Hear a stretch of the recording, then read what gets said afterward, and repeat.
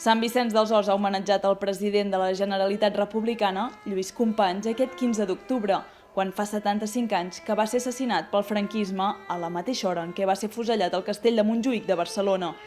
Una commemoració que s'ha fet per primera vegada a Sant Vicenç i que vol tenir continuïtat. A la plaça de Lluís Companys, l'alcalde Oriol Junqueras ha recordat la figura i la transcendència del president republicà. Lluís Companys, president de Catalunya, va ser president i va ser executat, va ser assassinat en la seva condició de president perquè encarnava, perquè representava en la seva figura moltes causes de justícia de la Catalunya de l'època. Companys és l'advocat dels obrers de Barcelona, és l'advocat dels treballadors, dels rabassaires, dels treballadors agraris d'arreu de Catalunya, és l'impulsor dels diaris, és l'hereu del republicanisme històric, per tant, ell sol encarnava totes aquestes tradicions i per això va ser un president tan estimat per tanta gent.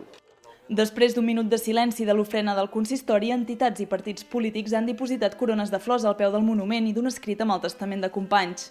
L'han homenatjat el Centre Catòlic, l'Ateneu, la Societat Cultural Avicentina, la Unió de Botiguers, l'Assemblea Nacional de Catalunya, la Fundació Iris, l'Esplai Sant Antoni, els grups municipals de Convergència, Iniciativa, el PSC, Junts per Sant Vicenç i Esquerra i la GERC. Volíem fer un acte senzill, digne, també que fos una mica solemne, i vam pensar que triar l'hora en què va ser fusellat era un leitmotiv al voltant del qual girés tot.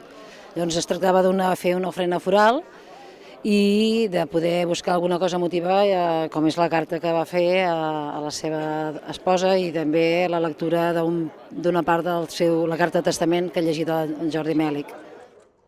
A tots els que m'han agraviat, perdono. A tots els que hagi pogut agraviar, demano perdó. Si he de morir, moriré serenament. No queda tampoc en mi ni l'ombra d'un rancor. Donaré gràcies a Déu que m'hagi procurat una mort tan bella pels ideals. Ell ha volgut aquest destí i li dec encara la gratitud d'aquesta placidesa i serenitat que m'omple en pensar la mort que veig atensar-se sense temor. La meva petitesa no podia esperar una fi més digna.